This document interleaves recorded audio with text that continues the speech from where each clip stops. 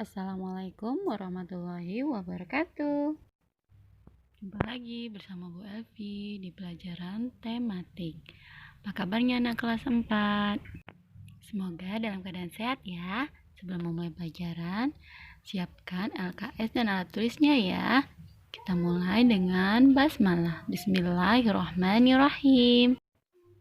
Rabbi zidni ilman warzuqni fahman. Ya Allah, tambahkanlah daku ilmu dan kurniakan daku kepahaman. Amin. Materi hari ini adalah wawancara. KD pembelajaran 3.3. Menggali informasi dari seorang tokoh melalui wawancara menggunakan daftar pertanyaan. 4.3 melaporkan hasil wawancara menggunakan kosakata baku dan kalimat efektif dalam bentuk teks tulis. Tujuan pembelajaran yang pertama, siswa dapat menggali informasi dari seseorang tokoh melalui wawancara menggunakan daftar pertanyaan.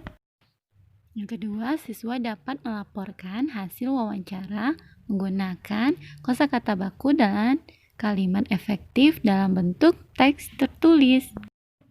Wawancara adalah kegiatan tanya jawab antara pewawancara dengan narasumber untuk mendapatkan informasi rinci baik peristiwa ataupun hal yang lain.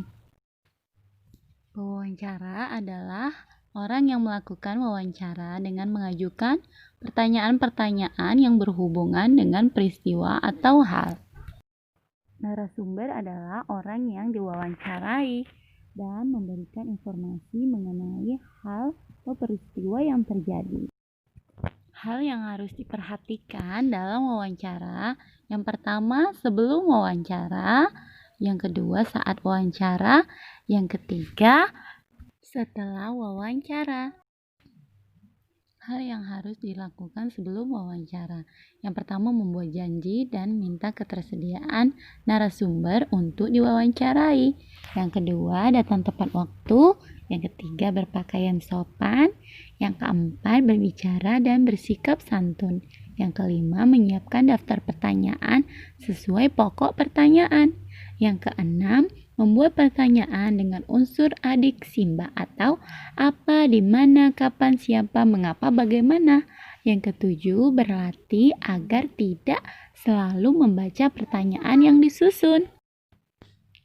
Hal yang harus dilakukan saat wawancara. Yang pertama, perkenalkan diri sebelum wawancara. Yang kedua, sampaikan tujuan wawancara. Yang ketiga, mulai wawancara dengan pertanyaan yang ringan. Yang keempat, sebutkan nama narasumber dengan tepat. Yang kelima, bawa buku catatan kecil, alat tulis, dan alat perekam. Yang keenam, dengarkan pendapat dan informasi dengan seksama. Yang ketujuh, hindari memotong pembicaraan narasumber. Yang kedelapan, hindari minta pengulangan jawaban dari narasumber. Yang kesembilan, hindari pertanyaan yang berbelit-belit. Yang kesepuluh, hindari pertanyaan yang menyinggung narasumber. Hal yang harus dilakukan setelah wawancara. Yang pertama, mohon diri. Yang kedua, ucapkan terima kasih. Yang ketiga, permohonan maaf jika ada kesalahan. Sekian pembelajaran hari ini, semoga bermanfaat ya. Kita tutup dengan hamdalah.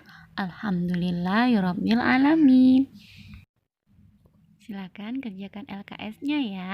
Wassalamualaikum warahmatullahi wabarakatuh.